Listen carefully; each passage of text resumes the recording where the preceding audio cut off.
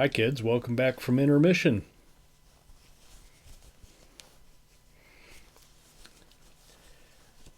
We're not going to talk a lot about drinks tonight because we've already had this drink before. And we're just making the same thing. It's okay. Rinse and repeat.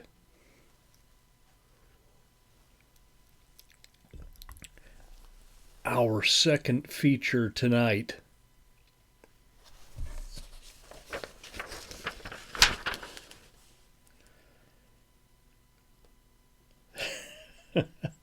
Can you believe this was the highest resolution poster I could find? Nothing in color. This looks like a newspaper ad. Yeah. I know this movie as The Atomic Blonde.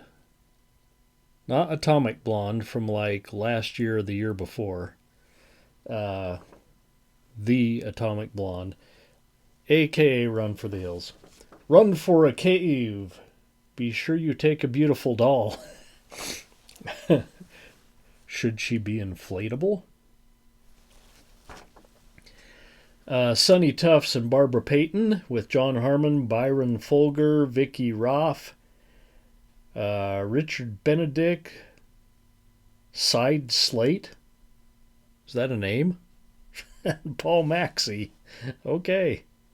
Yeah. Look at their outfits, though.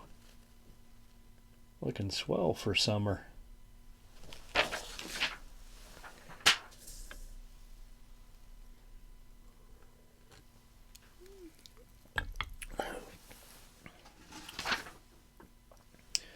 Sabrina finally went to bed. Charlie's at his mom's. The dogs are so far being quiet. Let's just see if we can get through this before the furnace comes back on, shall we? The Atomic Blonde, a.k.a. Run for the Hills, a 1953 Jack Broder production. Directed by Lew Landers. Lew like L-E-W. I presume short for Lewis. Starring a couple of drunks. Sonny Tufts and Barbara Payton. Oh, pardon me.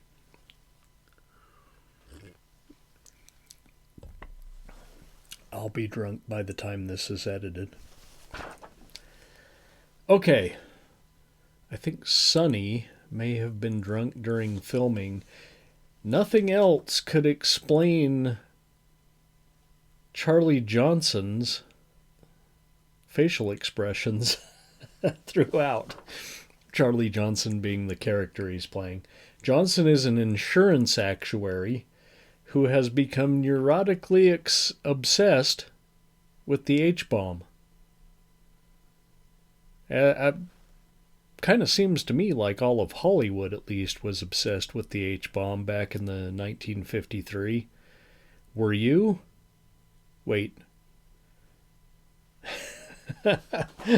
Are any of my viewers, like, old enough to be alive in 1953? I wasn't even alive then. I'm like the oldest guy on the show.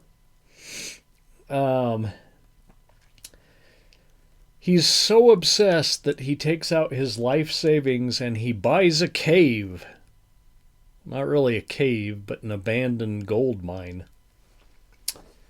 After getting fired from his job for his increasingly crazy behavior, he convinces his all-too-supportive wife, Peyton there, to move into the cave, and she cracks the idea, hey, let's charge tourists to see them living in their primitive state. Brilliant. Leave it to the woman in the picture to come up with the brilliant plan. They dress in leopard skin and don clubs and prance about their cave, which is oddly furnished. Oddly furnished with all the modern appliances. Yeah, there's like an oven and a refrigerator. Uh, maybe a whirlpool. I don't know. I don't know what they had back then.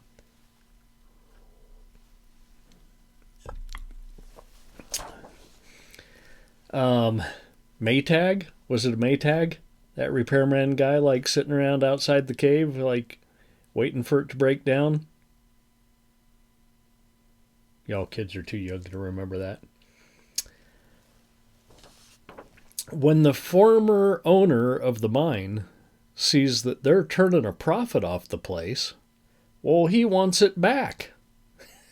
God damn it. You city people like making money off my mine. When they refuse to sell, he goes to great extremes, hiring a bevy of lawyers and putting pressure on local law enforcement to evict the couple. Charlie, though, he just won't have it. And you saw the muscles on that guy in the poster. I suspect he's a bodybuilder turned drunk turned actor. Turned actor turned drunk actor. Probably in that order.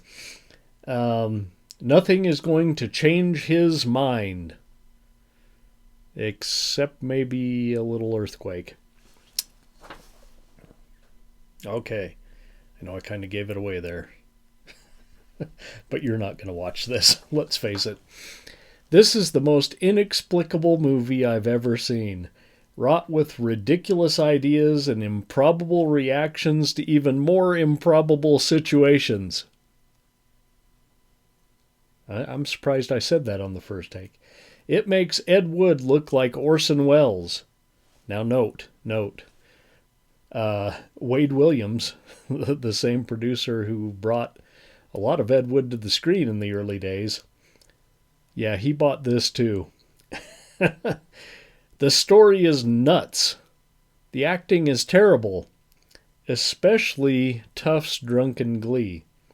Peyton does her best with this ludicrous role, and she is easy on the eyes. It's on her resume somewhere between Howard Hughes' Mistress and Sleeping on a Bus Bench.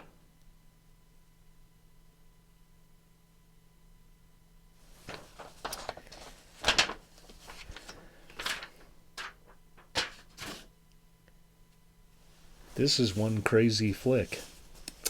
And I'm going to give it 3 rings. 3 rings, man? 3 rings? Oh, here comes the heater. We're done just in time. Sorry about that interruption. Let's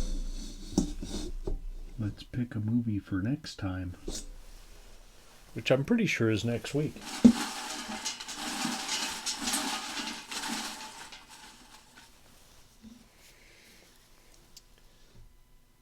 Will that do? I can imagine with this one.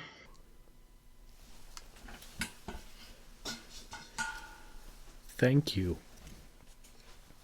Okay. I think my buddy Craig Nilsson's in one of these movies. We have Gas and American Raspberry. So we'll be in color next week. I know you like that. All right. Now, if you liked what you saw, give us a thumbs up. Leave some comments. I love comments. And so far, I'm not overwhelmed and I'm replying to every comment. I can't guarantee that will keep up as I get famous.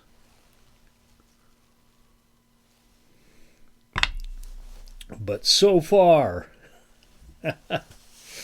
Okay. Be sure to tune in next week. Good night, kids.